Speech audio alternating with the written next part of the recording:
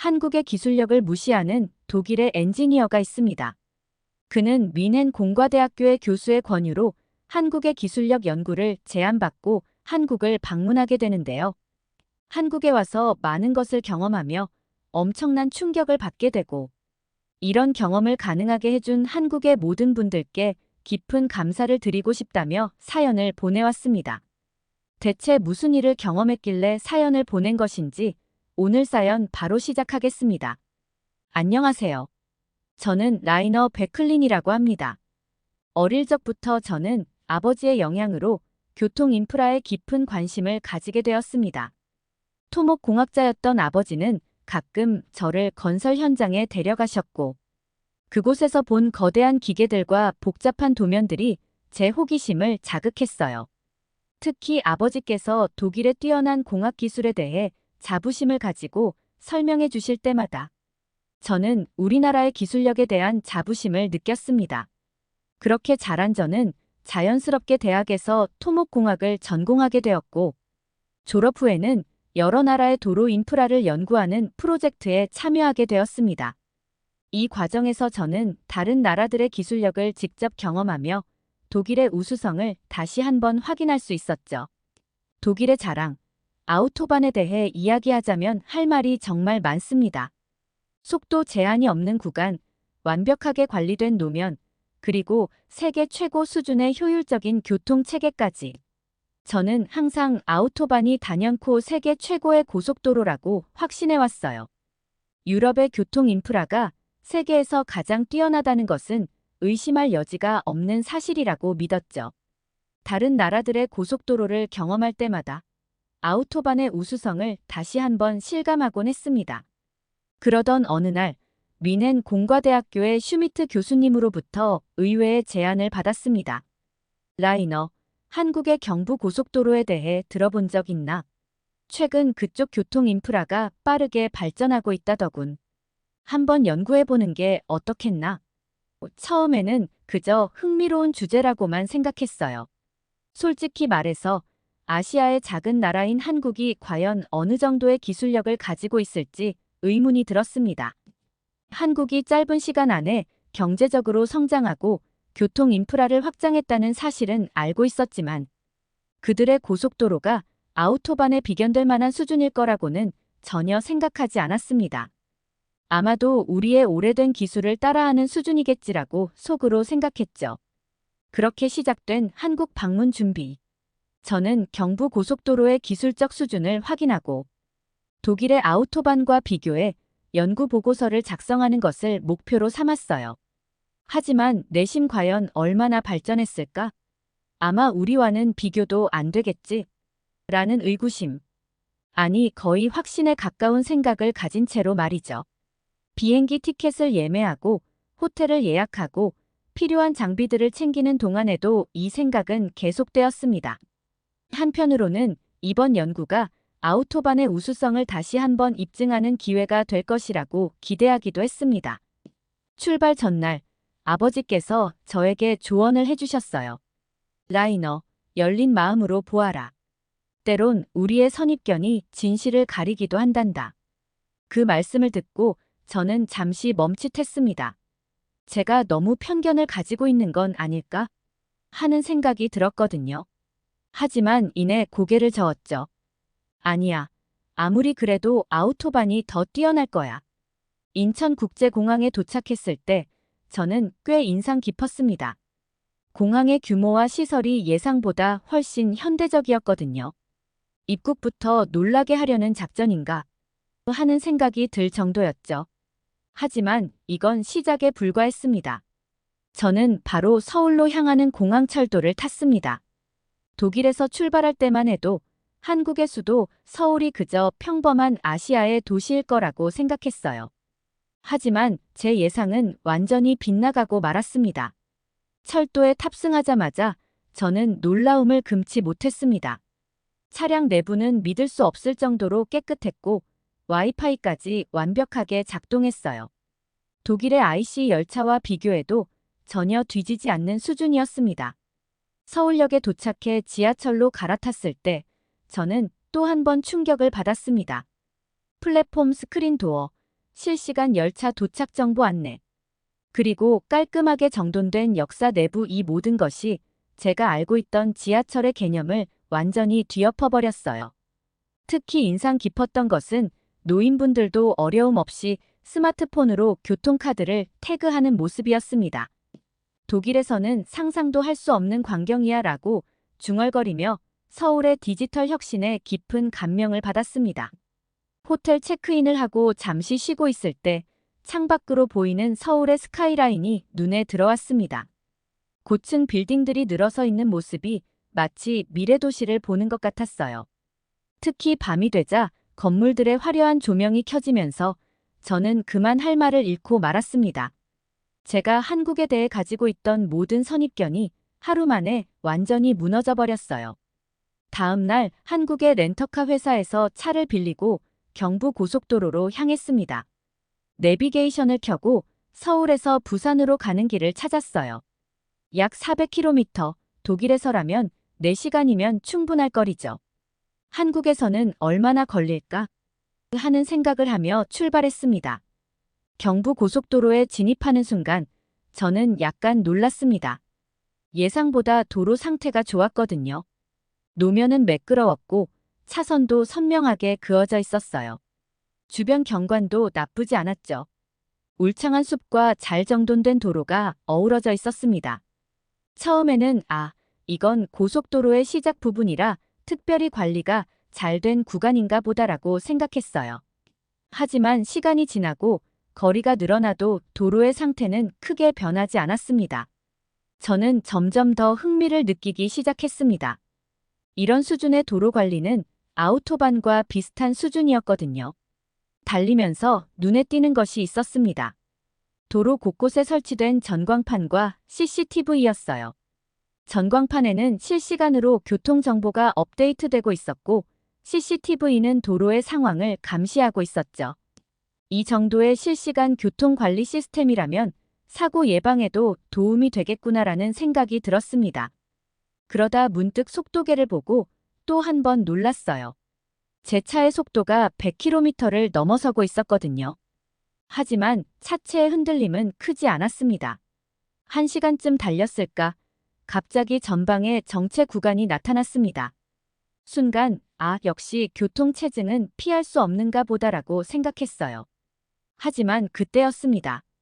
내비게이션이 갑자기 경로를 변경하더니 우회로를 안내하기 시작했어요. 저는 안내에 따라 우회로로 진입했고 20분 만에 다시 원래 경로로 복귀할 수 있었습니다. 이 경험은 저에게 꽤 인상적이었어요. 실시간으로 교통 상황을 파악하고 대안을 제시하는 이 시스템은 아우토반에서도 볼 수 있는 것이었지만 여기서는 더 효율적으로 작동하는 것 같았습니다. 저는 점점 더 이 도로에 관심을 가지기 시작했습니다. 한국이 이 정도까지 발전했다고? 라는 생각이 계속해서 머릿속을 맴돌았어요. 그러면서도 한편으로는 여전히 의구심이 남아 있었습니다. 이게 정말 전체 구간의 모습일까? 아니면 특별히 관리되는 구간만 지나고 있는 걸까? 하는 생각이 들었거든요. 시간이 지날수록 그런 의구심은 점점 사라져갔습니다. 어느 구간을 달리든 도로의 상태는 크게 변하지 않았고 교통관리 시스템의 효율성도 계속 확인할 수 있었으니까요. 저는 차를 달리면서도 계속해서 주변을 확인했어요. 도로의 상태, 교통관리 시스템, 주변 시설 등 그리고 그 과정에서 점점 더 한국의 기술력에 감탄하게 되었습니다. 하지만 여전히 한 가지 의문이 남아 있었습니다. 왜 이런 기술력과 효율성에 대해 세계에 잘 알려지지 않은 걸까? 이 의문은 제 마음 한구석에 자리 잡았고 이 고민은 결국 제가 한국의 기술력을 더 자세히 알아보고 싶다는 결심을 하게 만드는 계기가 되었습니다. 경부 고속도로를 달리던 중 저는 잠시 휴식을 취하기 위해 휴게소에 들리기로 했습니다. 솔직히 말해 큰 기대는 하지 않았어요. 제가 알고 있던 휴게소는 그저 간단한 식사와 화장실이 있는 평범한 곳이었으니까요. 하지만 이곳에서의 경험은 제 예상을 훌쩍 뛰어넘었습니다. 주차장에 차를 세우고 건물로 향하는 순간 저는 눈을 크게 떴습니다. 휴게소 건물이 예상보다 훨씬 크고 현대적이었거든요. 입구에 들어서자 다양한 식당들과 편의점, 심지어 작은 기념품 가게까지 있었습니다. 이런 곳에서 이렇게 다양한 시설을 라고 중얼거리며 안으로 들어섰어요. 식사를 하기 위해 푸드코트로 향했습니다. 그곳에서 저는 또 다른 흥미로운 광경을 목격했어요. 주문을 위한 키오스크가 여러 대 설치되어 있었고 사람들이 그것을 이용해 손쉽게 주문하고 있었습니다. 저도 호기심에 이끌려 키오스크로 주문을 해보았어요. 화면을 터치하자 다양한 메뉴가 나왔고 영어 지원도 되어 있어 쉽게 주문할 수 있었습니다. 메뉴판을 보니 불고기 버거라는 게 있더라고요. 한국식 햄버거라고 하던데 한번 먹어보고 싶어졌어요. 주문을 하고 기다리는 동안 주변을 둘러보았습니다. 사람들은 대부분 가족 단위나 친구들과 함께 와서 식사를 즐기고 있었어요. 독일의 휴게소와는 달리 여기서는 사람들이 좀 더 오래 머무르며 휴식을 취하는 것 같았습니다. 불고기 버거를 받아 먹어보니 생각보다 맛있더라고요. 고기의 맛이 독특했고 소스도 처음 맛보는 풍미였습니다. 식사를 하면서 주변을 더 자세히 관찰했어요.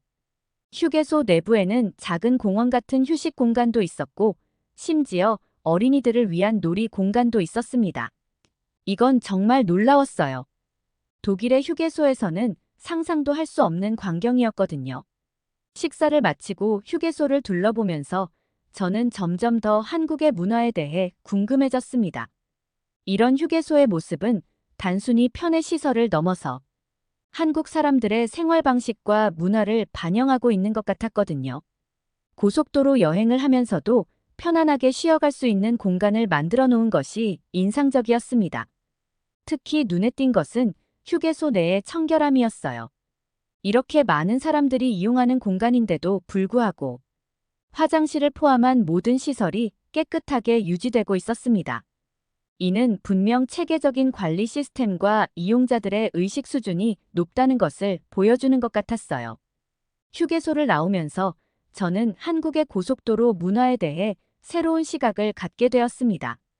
단순히 도로의 기술적인 면뿐만 아니라 이용자들의 편의와 문화적 요소까지 고려한 총체적인 시스템이라는 생각이 들었어요.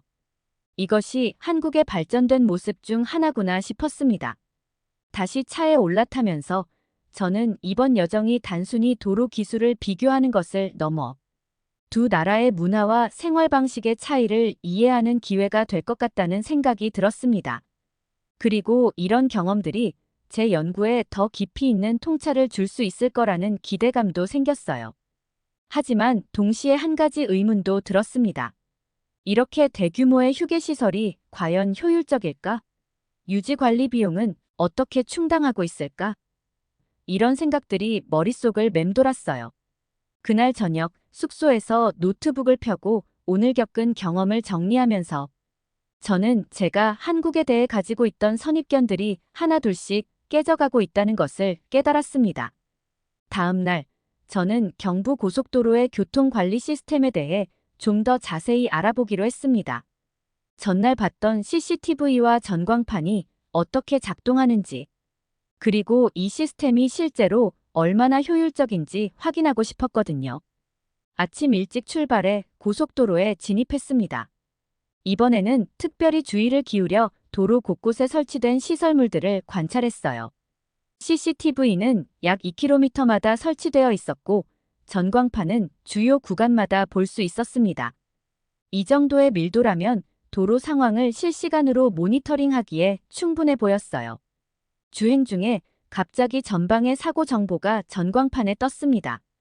10km 앞에서 교통사고가 발생했다는 내용이었어요. 그리고 동시에 내비게이션이 우회 경로를 제한하기 시작했습니다. 저는 이 제한을 따라 우회로로 진입했고 놀랍게도 큰 지체 없이 목적지로 향할 수 있었어요. 이 경험은 저에게 꽤 인상적이었습니다. 실시간으로 교통 상황을 파악하고 즉각적으로 대안을 제시하는 이 시스템은 아우토반에서도 있지만 여기서는 더욱 신속하고 정확하게 작동하는 것 같았거든요. 특히 내비게이션과의 연계가 매우 효율적으로 이루어지고 있다는 점이 눈에 띄었습니다. 그러다 문득 궁금증이 생겼어요. 이 모든 정보는 어디서 관리되고 있을까? 이 의문을 해결하기 위해 저는 경부고속도로 교통관제센터를 방문하기로 했습니다. 사전에 연락을 취해 방문 허가를 받았고 다음 날 센터를 찾아갔어요. 교통관제센터에 도착하자 그곳의 규모에 다시 한번 놀랐습니다. 거대한 모니터 벽에는 실시간으로 고속도로의 모든 구간이 표시되고 있었고 수십 명의 직원들이 근무하며 도로 상황을 모니터링하고 있었어요. 센터 관계자의 설명을 들어보니 이곳에서는 CCTV, 속도 감지기, 기상 정보 등 다양한 데이터를 실시간으로 수집하고 분석한다고 합니다. 그리고 이를 바탕으로 교통 흐름을 예측하고 필요한 경우 신속하게 대응 조치를 취한다고 해요. 특히 인상 깊었던 것은 인공지능 기술을 활용한 예측 시스템이었습니다. 과거의 데이터와 현재의 상황을 종합적으로 분석해 앞으로의 교통 상황을 예측하고 이를 바탕으로 선제적인 조치를 취한다고 하더라고요. 이는 제가 알고 있던 교통관리 시스템의 수준을 한 단계 뛰어넘는 것이었습니다. 센터를 나오면서 저는 한국의 기술력에 대해 완전히 새로운 인식을 하게 되었어요. 이전에는 단순히 잘 관리되는 도로 정도로 생각했던 것이 이제는 첨단 기술이 집약된 지능형 시스템으로 보이기 시작했거든요. 호텔로 돌아가는 길에 저는 계속해서 이날의 경험을 곱씹어 보았습니다. 아우토반과 비교했을 때 경부고속도로의 교통관리 시스템은 분명 몇 가지 면에서 앞서 있었어요. 특히 실시간 대응 능력과 예측 시스템의 정확도 면에서 그랬습니다. 하지만 동시에 의문점도 생겼습니다. 이렇게 첨단화된 시스템을 운영하는 데 드는 비용은 어떻게 충당하고 있을까? 그리고 이런 시스템이 실제로 사고율 감소나 교통 흐름 개선에 얼마나 기여하고 있을까? 다음 날 일어나서 경부고속도로의 역사와 그것이 한국 경제에 미친 영향에 대해 알아보기로 했습니다.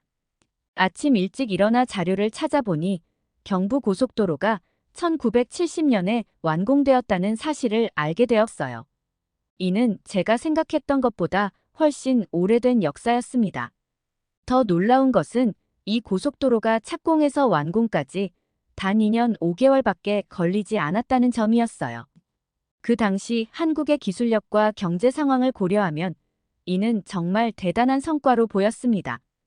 독일에서도 이 정도 규모의 프로젝트를 그렇게 짧은 시간 안에 완성하기는 쉽지 않았을 거예요. 특히 서울 대전 구간을 약 6개월 만에 완성이 되었다고 하는데 독일이 그 당시의 한국 경제 상황과 비슷했다면 10년은 걸리지 않았을까 싶을 정도로 말도 안 되는 속도로 완성되었더군요. 이런 역사적 배경을 알고 나니 경부고속도로를 바라보는 제 시선이 달라졌습니다. 단순한 도로가 아니라 한 나라의 발전 의지와 열정이 담긴 상징물처럼 느껴졌거든요. 그래서 저는 이 고속도로가 한국 경제에 어떤 영향을 미쳤는지 더 자세히 알아보고 싶어졌습니다. 자료를 더 찾아보니 경부고속도로가 한국의 경제 발전에 큰 역할을 했다는 것을 알 수 있었어요. 서울과 부산을 잇는 이 도로는 물류 비용을 크게 줄이고 지역 간 이동을 용이하게 만들어 경제 성장의 촉매제 역할을 했다고 합니다. 특히 1970년대와 80년대 한국의 급속한 경제 성장에 중요한 기반이 되었다고 해요. 이런 사실들을 알게 되니 이 도로가 단순한 교통로가 아니라 한국의 경제 성장 역사를 담고 있는 살아있는 증거물 같다는 생각이 들었습니다. 그래서 저는 이 도로의 역사를 직접 느껴보고 싶어졌어요. 경부고속도로의 옛 모습을 간직하고 있다는 한국도로공사 도로박물관을 방문하기로 했습니다. 이곳에 도착하자 마치 시간 여행을 한 것 같은 기분이 들었어요. 고속도로의 역사를 보여주는 작은 전시관이 있었고 그곳에서 경부고속도로의 건설 과정과 초기 모습을 볼 수 있었습니다. 전시관에서 본 옛 사진들은 정말 인상적이었어요. 험한 산길을 뚫고 도로를 만드는 모습, 완공 후 처음으로 달리는 차들의 모습 등을 보며 이 도로에 담긴 한국인들의 노력과 열정을 느낄 수 있었습니다. 특히 놀라웠던 것은 당시 이 도로 건설에 많은 일반 시민들이 자발적으로 참여했다는 사실이었어요. 이는 제가 알고 있던 어떤 도로 건설 프로젝트와도 다른 점이었습니다. 도로박물관에서 많은 자료들을 보면서 저는 이 도로가 단순히 두 도시를 잇는 것이 아니라 한 나라의 발전 의지를 상징한다는 것을 깨달았습니다. 50년이 넘는 세월 동안 이 도로는 한국의 경제 성장과 함께 발전해왔고 지금도 계속해서 진화하고 있다는 생각이 들었어요. 하지만 동시에 의문점도 생겼습니다. 이렇게 오래된 도로를 어떻게 현대적 수준으로 유지할 수 있었을까? 그리고 급속한 경제 발전 과정에서 이 도로는 어떻게 변화해 왔을까? 지난 며칠간의 경험과 수집한 자료들을 바탕으로 경부고속도로와 아우토반을 본격적으로 비교하고 시스템의 차이점을 분석해 보기로 했어요. 먼저 도로의 구조적 측면에서 살펴보았습니다. 아우토반은 대부분의 구간에서 속도 제한이 없는 것이 특징이에요. 이를 위해 도로의 설계 단계에서부터 고속주행을 고려한 곡선 반경과 경사도를 적용합니다. 반면 경부고속도로는 최고 속도가 제한되어 있지만 그 대신 더 많은 차량을 효율적으로 수용할 수 있도록 설계되어 있었어요. 도로 포장 기술에서도 차이가 있었습니다. 아우토반은 콘크리트 포장을 주로 사용하여 내구성을 높이는데 중점을 둔 반면 경부고속도로는 아스팔트 포장을 주로 사용하면서도 지속적인 유지 보수를 통해 노면 상태를 최적으로 유지하고 있었어요. 특히 한국의 극심한 기후 변화를 고려할 때 이러한 유지 보수 시스템은 매우 효과적으로 보였습니다. 교통관리 시스템에서는 경부고속도로가 좀 더 앞서 있다는 느낌을 받았어요. 앞서 본 것처럼 실시간 교통정보 제공과 우회 경로 안내 등이 매우 효율적으로 이루어지고 있었거든요. 아우토반도 물론 선진화된 교통관리 시스템을 갖추고 있지만 경부고속도로의 시스템이 좀 더 통합적이고 신속하게 작동하는 것 같았습니다. 안전 측면에서도 흥미로운 차이가 있었어요. 아우토반은 고속주행이 가능한 만큼 차량 간 안전거리 확보가 매우 중요합니다. 반면 경부고속도로는 속도 제한과 함께 다양한 안전시설물을 통해 사고 예방에 중점을 두고 있었죠. 특히 눈에 띈 것은 졸음운전 방지를 위한 다양한 장치들이었습니다. 환경적 측면에서도 차이가 있었어요. 아우토반은 주변 환경과의 조화를 중요시하여 생태 통로 등을 적극적으로 설치하고 있습니다. 경부고속도로도 최근 들어 이런 부분에 신경 쓰고 있지만 아직은 아우토반에 비해 부족한 면이 있어 보였어요. 그러다 문득 한 가지 의문이 들었습니다. 과연 어떤 시스템이 더 효율적일까? 이를 확인하기 위해 저는 두 고속도로의 교통량과 평균 통행시간 등의 데이터를 비교해 보기로 했어요. 분석 결과 놀랍게도 경부고속도로가 단위 면적당 더 많은 차량을 더 빠르게 수송하고 있다는 사실을 알게 되었습니다. 물론 아우토반의 무제한 속도 구간에서는 개별 차량의 이동 속도가 더 빠를 수 있지만 전체적인 교통 흐름의 효율성 측면에서는 경부고속도로가 앞서고 있었어요. 이런 결과를 보면서 저는 두 시스템이 각각의 장단점을 가지고 있다는 것을 깨달았습니다. 아우토반은 개인의 주행 자유도를 극대화하는 방향으로, 경부고속도로는 전체적인 효율성을 높이는 방향으로 발전해 왔다고 볼 수 있겠더라고요. 하지만 동시에 의문점도 생겼습니다. 과연 이런 차이가 단순히 기술적인 선택의 결과일까? 아니면 두 나라의 문화적 차이를 반영하는 것일까? 이 질문에 대한 답을 찾기 위해 저는 한국의 교통 전문가들과 인터뷰를 해보기로 결심하고 연락을 했습니다. 첫 번째로 만난 교수님은 경부고속도로의 역사적 의미에 대해 자세히 설명해 주셨습니다. 이 도로는 단순한 교통로가 아닙니다. 한국인의 근면성과 발전 의지가 집약된 상징이죠. 1960년대 말 한국은 아직 개발도상국이었습니다. 그런 상황에서 이 거대한 프로젝트를 시작했다는 것 자체가 대단한 일이었어요. 교수님은 계속해서 설명을 이어갔습니다. 당시 많은 사람들이 이 프로젝트가 너무 야심차다고 생각했지만 한국인들의 열정과 노력으로 불가능을 가능으로 만들어냈죠. 그의 말씀을 들으며 제가 이 도로에서 느꼈던 특별한 에너지가 어디서 온 것인지 이해할 수 있었어요. 그것은 바로 한국인들의 끈질긴 의지와 열정이었던 것입니다. 두 번째로 만난 엔지니어는 경부고속도로의 기술적 측면에 대해 설명해 주었습니다. 우리는 지속적으로 새로운 기술을 도입하고 있어요.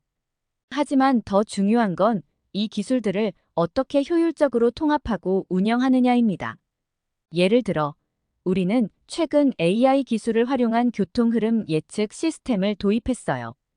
이 시스템은 과거의 데이터를 분석해 미래의 교통 상황을 예측하고 그에 맞춰 신호 체계를 실시간으로 조절합니다. 엔지니어는 더 자세한 설명을 이어갔습니다. 또한 우리는 도로 상태를 실시간으로 모니터링하는 센서 네트워크를 구축했어요. 이를 통해 도로의 파손이나 위험 요소를 즉시 감지하고 대응할 수 있죠. 이 말을 듣고 저는 왜 경부고속도로의 시스템이 그토록 유기적으로 작동하는지 이해할 수 있었습니다. 그것은 단순히 첨단 기술을 도입하는 것이 아니라 그 기술들을 효과적으로 연결하고 운영하는 능력이 있었기 때문이었습니다. 마지막으로 만난 정책 전문가는 앞으로의 계획에 대해 이야기해 주었어요. 우리는 단순히 현재에 만족하지 않습니다. 앞으로는 환경 친화적이고 더욱 스마트한 도로 시스템을 만들어 나갈 계획이에요. 예를 들어 태양광 도로를 실험적으로 도입할 예정입니다. 이는 도로 표면에 태양 전지판을 설치해 전기를 생산하는 기술이죠. 정책 전문가는 더 나아가 미래의 비전을 공유했습니다. 또한 자율주행 차량을 위한 인프라도 준비하고 있어요. 도로 곳곳에 센서와 통신 장비를 설치해 자율주행 차량이 안전하게 주행할 수 있는 환경을 만들고 있죠. 우리의 목표는 단순한 이동 수단이 아닌 스마트하고 지속 가능한 교통 생태계를 만드는 것입니다. 이 말을 들으며 저는 한국의 끊임없는 혁신 정신에 다시 한번 감탄했습니다. 그들은 현재의 성과에 안주하지 않고 계속해서 미래를 준비하고 있었던 것입니다. 인터뷰를 마치고 저는 제가 이 연구를 통해 얻은 것이 단순히 기술적 지식을 넘어선다는 것을 깨달았어요. 한 나라의 역사와 문화, 그리고 미래에 대한 비전까지 이해하게 된 것 같았습니다. 저녁에는 마지막으로 경부고속도로를 달려보기로 했습니다. 이제 이 도로는 제게 전혀 다르게 보였어요. 매끄러운 노면, 효율적인 교통관리 시스템, 그리고 쾌적한 휴게시설들, 이 모든 것이 단순한 인프라가 아니라 한국인의 열정과 노력의 결실로 느껴졌습니다. 호텔로 돌아와 짐을 싸면서 저는 이번 여정을 통해 제 안의 편견이 완전히 깨졌다는 것을 실감했습니다. 처음에는 한국의 고속도로가 과연 아우토반만큼 좋을까? 라는 의구심을 가지고 왔지만 이제는 우리가 한국의 시스템에서 배울 점은 무엇일까?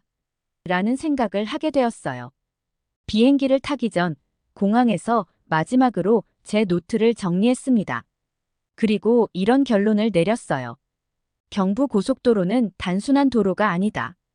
그것은 한 나라의 발전 의지와 혁신 정신이 구현된 살아있는 역사다. 아우토반과는 다른 방식으로, 하지만 결코 뒤지지 않는 효율성과 기술력을 갖추고 있다. 우리는 이 시스템에서 많은 것을 배울 수 있을 것이다. 비행기가 이륙하면서 저는 창밖으로 보이는 서울의 야경을 바라보았습니다. 그리고 생각했어요. 한국은 더 이상 따라가는 나라가 아니라 세계를 이끌어가는 나라구나. 그리고 그 중심에 경부고속도로 같은 혁신적인 인프라가 있다는 걸 이제야 알게 되었어. 독일로 돌아가는 긴 비행 동안 저는 이번 연구 결과를 어떻게 활용할지 계획을 세웠습니다. 단순히 보고서를 작성하는 것을 넘어 한국의 선진 사례를 독일의 도로 시스템 개선에 적용할 방안을 모색해 보기로 했어요. 그리고 언젠가 다시 한국을 방문해 더 깊이 있는 연구를 해보고 싶다는 생각도 들었습니다. 이번 경험은 제게 단순한 연구 경험 이상의 의미를 주었습니다. 그것은 제 시야를 넓혀주었고 다른 문화와 시스템을 이해하는 데 있어 열린 마음의 중요성을 깨닫게 해주었어요.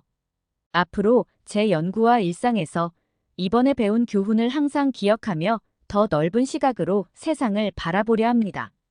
이 모든 경험을 가능하게 해준 한국의 모든 분들께 깊은 감사를 드립니다. 여러분의 환대와 열정, 그리고 혁신적인 정신은 제게 큰 영감이 되었습니다. 감사합니다. 두 번째 사연 시작합니다.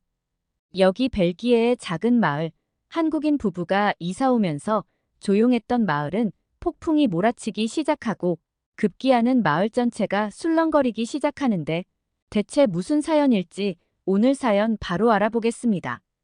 안녕하세요.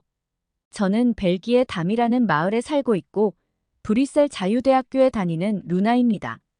담은 벨기에 브리에 근처에 위치한 작은 마을로 자연 경관과 운하가 아름다운 곳이에요. 우리 마을에는 역사적인 건축물과 고풍스러운 분위기가 잘 보존되어 있고 벨기에의 문학과 예술의 중심지랍니다. 우리 마을에는 성 요한 세례교회와 담의 풍차, 운하가 유명해요. 몇 년 전까지만 해도 우리 마을을 관광하기 위해 찾아오는 관광객은 별로 없었는데 최근에 여러 나라의 관광객들이 우리 마을을 찾아오기 시작했어요. 하지만 우리 마을은 여전히 벨기에의 브리에나 브뤼셀 같은 유명 관광지에 비해 덜 알려져 있어 상대적으로 한적한 곳이에요. 저의 어머니는 제가 태어난 지 얼마 지나지 않아 일찍 돌아가셔서 아버지와 둘이 살고 있어요. 주변에서는 어머니가 안 계신 저를 안타까워하는 사람들이 많이 있었는데 아버지가 정성을 다해 사랑으로 키워주셨기 때문에 어머니의 빈자리를 크게 느끼지 않고 행복하게 자랄 수 있었고 자라면서 어머니가 있는 친구들을 많이 부러워하지 않았습니다. 그런 저에게 어머니와 같은 사람을 만나게 되는 계기가 생겼어요. 제가 어렸을 때 우리 마을은 찾아오는 관광객도 별로 없고 관광객이 오더라도 주변 유럽 국가에서 찾아오는 사람들이 대부분이었어요. 당연히 아시아 국가에서 우리 마을까지 관광 오는 사람들은 없었죠. 그런데 제가 11살 때 아시아 국가에서 온 부부가 오랫동안 우리 마을에 머물더니 1년 정도 지나고 우리 마을로 이사를 오게 되었어요. 그들은 한국에서 왔다고 했는데 저와 친구들은 살면서 한국이란 나라를 들어본 적도 없었고 동양인을 가까이에서 제대로 본 적도 처음이어서 그들이 이사 왔을 때 너무 신기했습니다. 그들에게 다가가지는 못하고 몰래 숨어서 한국인 부부를 구경하기도 했죠. 저뿐 아니라 마을 사람들도 이런 작은 마을에 동양인이 왔다는 게 신기해했던 것 같았어요. 그 한국인들은 이사 오자마자 마을의 모든 집을 찾아가서 떡이라는 음식을 나누어 주었어요. 한국에서는 이사 오면 이웃집에 인사를 하며 떡을 돌린다고 말하며 우리 집에도 떡을 가져다 줘서 저도 먹어보았는데 처음 먹어보는 떡은 부드럽고 쫄깃한 식감이 가득하고 맛있었어요. 그들은 떡뿐만 아니라 한국의 음식이라며 마을 사람들에게 여러 가지 음식을 만들어서 나누어 주기도 하고 특히 어머니가 안 계신 우리 집에는 종종 찾아와서 한국의 반찬이라며 여러 가지 음식들을 가져다 주셨어요. 처음 본 동양인들을 신기하게 생각하며 경계했던 것도 잠시 그들은 우리 마을에 자연스럽게 녹아들었죠. 한국인 아저씨는 원서라는 이름을 가지고 있었고 아주머니는 미현이었는데 미현은 저와 친구들이 주변에 서성일 때면 집으로 들어오라고 부르시며 여러 번 간식을 만들어 주었어요. 미현은 솜씨가 정말 대단했어요. 한국의 학생들이 좋아하는 간식이라며 떡볶이, 김밥, 오뎅, 튀김 등을 만들어줬는데 저와 친구들은 그 맛에 반해서 학교가 끝나면 항상 미현의 집을 서성였고 미현은 그런 우리를 웃으면서 반겨주었죠. 미현은 맛있게 먹는 우리를 보면서 미소를 지으셨지만 가끔 슬퍼 보일 때가 있어 보였어요. 한참이 지나서야 알게 된 사실인데 그들은 한국에서 식당을 운영했고 우리 또래의 딸이 있었는데 학교 다녀오는 길에 교통사고를 당해서 이른 나이에 세상을 떠나게 되었고 상실감에 식당을 정리하고 한국을 떠나 여러 나라들을 여행 다니다가 우리 마을에 정착하게 되었던 것이었습니다. 한국인 부부가 이사 오고 조용했던 우리 마을에는 조금씩 폭풍이 몰아치기 시작했어요. 마을 사람들은 미현이 만들어주는 한식에 반해서 자주 미현의 집에 찾아가서 여러 한국의 음식을 배우기 시작했어요. 미현의 요리를 좋아하던 마을 사람들은 미현에게 식당을 열어보는 것을 여러 번 권유했고, 미현은 결국 우리 마을에서 작은 식당을 차리게 되었죠. 미현의 식당에서는 한국의 전통 음식이라는 불고기, 비빔밥, 순두부찌개, 삼겹살, 떡볶이, 파전 등 다양한 음식을 만들어서 판매를 했는데 그 인기는 정말 대단했어요. 미현의 식당에서 요리를 시키면 5가지 이상의 반찬이 함께 나왔는데 반찬들도 하나같이 너무 맛있어서 감탄이 나올 정도였죠. 마을 사람 모두가 미현의 식당을 사랑했고 미현의 식당은 항상 많은 사람들로 가득했습니다. 식당을 운영하면서 미현은 처음에 보였던 슬픈 얼굴은 더 이상 보이지 않게 되었고 시간이 지날수록 점점 더 밝아졌어요.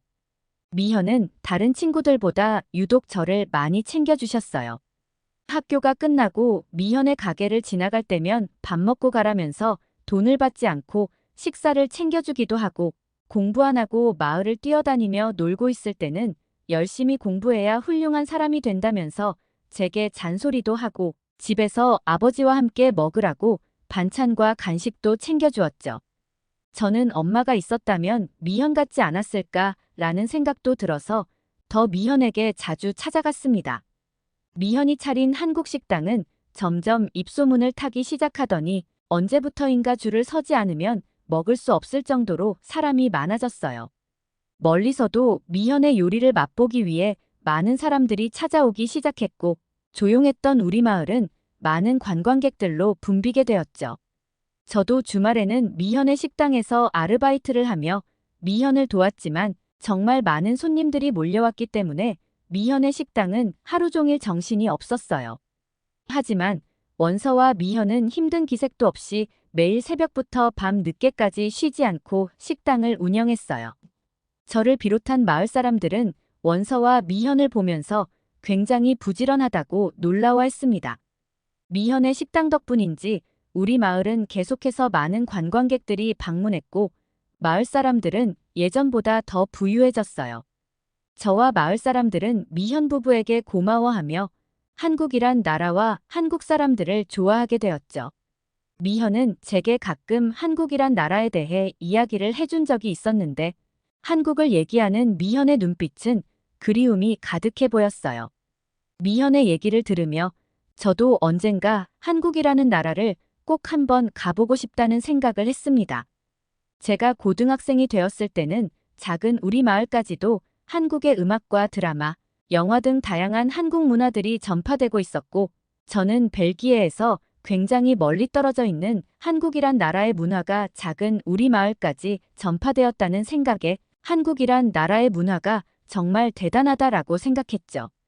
그렇게 한국이란 나라의 긍정적인 생각과 호기심을 가진 채 저는 브뤼셀 자유대학교에 진학하게 되었어요. 제가 진학한 브뤼셀 자유대학교는 유럽연합의 중심지라 다양한 국적의 학생이 많았어요. 전체 학생의 약 20% 이상 외국인 학생이 있었고 특히 중국과 인도 출신 학생들이 많았지만 한국인 학생들도 여러 명 있었습니다. 저는 그곳에서 진아라는 한국인 학생을 만나게 되었어요. 진아는 조용한 성격이었는데 피부도 투명하고 항상 깔끔하고 수업 시간에도 바른 자세로 앉아서 열심히 공부하던 친구였어요. 벨기에에서 한류의 인기가 대단해서 많은 친구들이 진아에게 다가가 한국이란 나라가 정말 대단한 나라 같다면서 한국에 대해 여러 가지 물어봤는데 진아는 우쭐거리지 않고 한국을 좋아해줘서 고맙다며 수줍게 미소 지을 뿐이었죠. 진아가 한국을 자랑하는 모습은 한 번도 못 봤어요. 그런 진아와 달리 우리 학교에 중국인과 인도의 학생들을 물어보지도 않았는데 여러 친구들에게 인도와 중국이란 나라의 대단함에 대해서 자랑하려고 굉장히 노력했어요. 중국과 인도 학생들은 본인의 나라의 대단함을 말하며 우쭐대는 친구들이 많았지만 그와 달리 인도와 중국에 대해 관심 가지는 친구들이 제 주변엔 한 명도 없었죠. 그런데 학교에서 작은 사건이 하나 발생하게 되었어요. 중국인 무리가 한국의 한류가 벨기에까지 인기가 많아졌던 것이 질투가 났는지 진아를 괴롭히기 시작했습니다.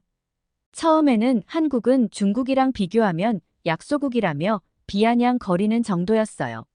진아가 무시하자 나중에는 한국이 중국의 문화를 도둑질한다면서 큰 소리로 떠들기 시작했습니다. 진아는 상대할 가치가 없다는 듯이 계속해서 무시했는데 중국인 친구들은 그런 진아의 모습에 더 화가 난 것 같아 보였죠. 하루는 진아 앞을 막아서고 한국이란 나라에서 태어난 게 안타깝다는 말까지 하면서 진아에게 한국이란 나라가 도둑의 나라라며 한국을 비하했어요. 진아는 무엇인가 반론하는 것 같았지만 여러 명의 중국인 학생들의 목소리에 묻혀서 진아의 목소리는 들리지 않았죠. 많은 친구들이 그 모습을 보고 경악했지만 아무도 진아를 도와주는 친구는 없었어요. 저는 도저히 안 되겠다는 생각에 그 중국인 무리에게 다가가서 시끄럽게 소란 피우지 말라고 소리쳤어요. 그 중국인들은 단체로 저를 쳐다보며 끼어들지 말라고 얘기하는데 그땐 사실 많이 무서웠습니다. 하지만 무슨 용기였는지 지지 않고 중국인 친구들을 노려보며 그만두라고 말했고 제 모습을 본 많은 벨기에 친구들이 무슨 일이냐며 다가오기 시작했죠. 여러 명의 친구들이 제게 다가오니 중국인 학생들은 그냥 가버리더라고요. 사실 그날의 사건 전에는 중국이란 나라를 잘 모르기도 했고 관심도 없어서 안 좋은 감정은 없었는데 한 사람을 둘러싸고 비아냥거리는 모습을 보면서 중국이란 나라에 대한 인식이 안 좋아졌습니다. 그날 진아는 저에게 도와주어서 고맙다라는 얘기를 했고 한국에 대해 여러 가지 얘기를 하면서 진아와 친해지게 되었어요. 저는 진아와 같이 공부도 하고 진아를 데리고 미현의 식당도 방문하고 방학이면 주변 유럽 국가들을 여행하며 많은 대화를 나누고 추억도 만들었어요. 그렇게 진아와 교류하며 대학 생활을 보냈고 우리가 3학년이 되었을 때 진아가 이번 방학 때는 부모님을 뵙기 위해 한국을 다녀오겠다고 말하더라고요. 저는 미현에게 들었던 한국이란 나라를 꼭 가보고 싶었기 때문에 진아를 따라서 한국이라는 나라를 여행하기로 결정했습니다. 저뿐 아니라 한국에 관심 있는 친구들이 있었기 때문에 진아를 포함한 4명의 친구들이 함께 한국을 방문하게 되었죠. 진아의 부모님은 부산에 살고 계셨고 벨기에에서 부산까지 직항 항공편이 없기 때문에 인천공항에서 경유해서 김해국제공항에서 입국 수속 후 진아의 집으로 바로 이동을 했어요. 진아의 부모님은 우리를 위해 여러 가지 음식들을 준비해 두셨어요.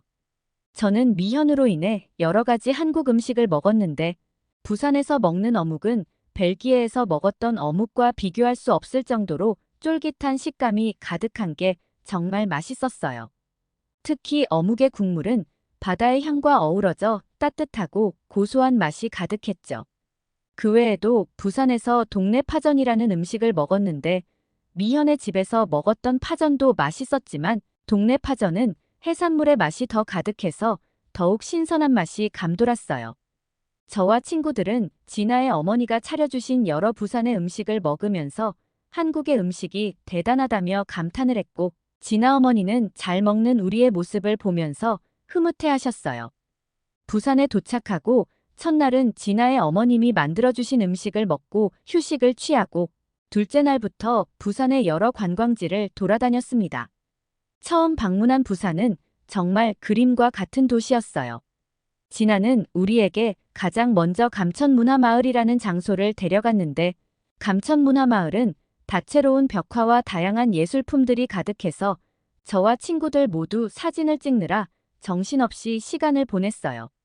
그리고 용궁사라는 장소를 데려갔는데 처음 본 용궁사는 바다와 바위가 어우러진 절경이 아름다웠고 경건한 분위기와 자연의 조화가 가득해서 신비로웠어요.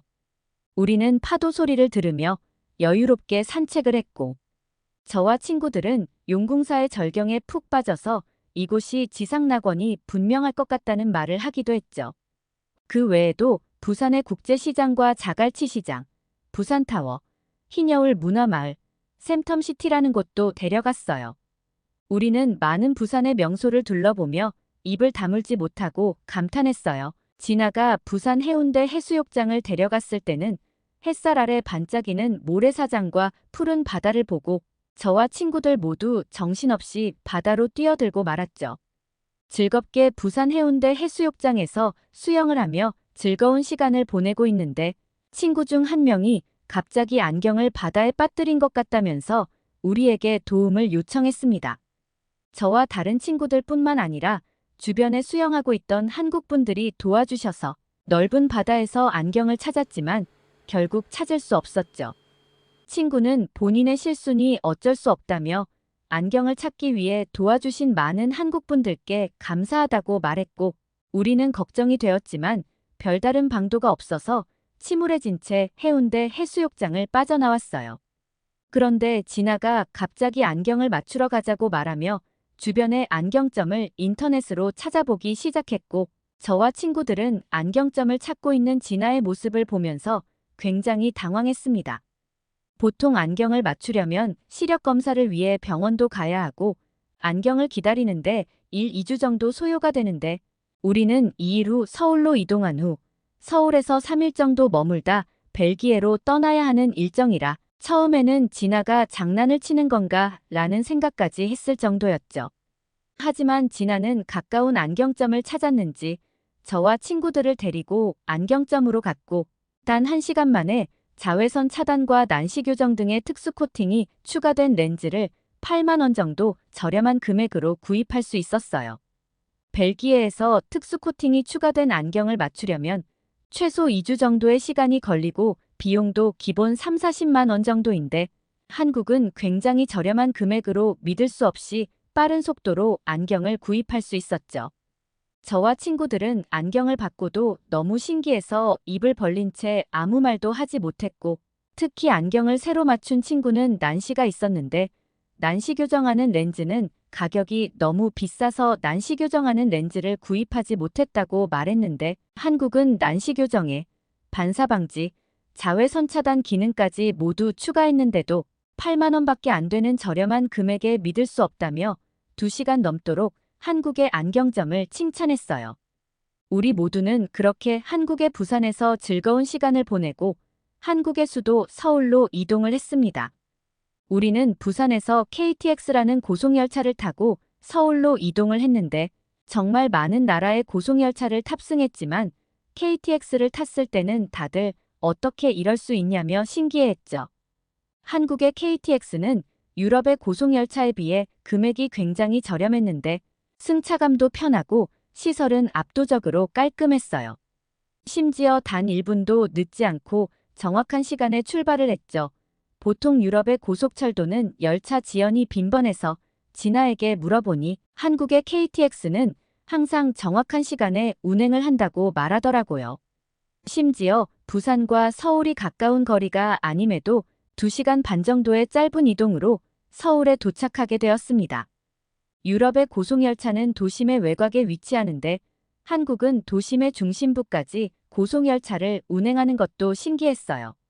우리는 남은 3일간 서울이라는 도시를 관광했는데 서울은 부산과 다른 아름다움이 가득하더라고요. 도심 안에 경복궁, 창덕궁 같은 전통적인 궁궐이 있고 남산타워나 동대문 디자인 플라자와 같은 현대적인 건축물도 공존하고 있었죠. 진아가 데려간 홍대 입구에는 많은 한국인 친구들이 쇼핑, 음식, 버스킹 공연을 즐기고 있었고 큰 도시 안에서 북한산 국립공원과 한강공원 같은 대규모 도시공원이 존재해서 풍부한 녹지 공간이 가득했죠. 서울은 번잡한 도시에서도 많은 사람들에게 휴식을 제공하는 공간들이 가득했어요. 저와 친구들은 솔직히 부산이란 도시에서 깊은 감동을 받아서 서울로 이동할 때 크게 기대하지 않았는데 두 도시 모두 각각의 매력이 넘쳐났습니다. 저는 진아를 따라 여러 관광지들을 둘러보며 한국에서 깊은 감동을 느끼게 되었고 저는 미현이 그토록 한국을 그리워했는지 그 이유를 알 것만 같았죠. 그렇게 저와 친구들은 한국의 아름다운 도시 부산과 서울을 관광하고 벨기에로 돌아왔어요. 벨기에로 돌아온 후 저는 제가 여행했던 한국이 도저히 잊혀지지 않아서 매일같이 한국이라는 나라에 대해 찾아보며 한국을 그리워하게 되었고 한국에서 살아보고 싶다는 생각이 강해졌어요. 몇 달 동안이나 한국에서 살아보고 싶다는 생각이 제 머릿속을 지배했고 저는 결국 한국의 연세대학교에서 진행하는 교환 프로그램을 신청하게 되었습니다. 초조하게 결과를 기다렸는데 운 좋게 교환 프로그램에 선정돼서 곧 한국을 다시 방문하게 되었답니다. 이번에 한국에 방문하면 많은 한국인 친구들을 만나고 다양한 한국의 모습을 더 보고 싶어요. 한국으로 가는 날만을 손꼽아서 기다리고 있어요. 오늘 사연이 재미있으셨다면 구독과 좋아요, 알림 설정까지 부탁드립니다. 더 재미있는 사연으로 돌아오겠습니다. 지금까지 감동 탐험이었습니다.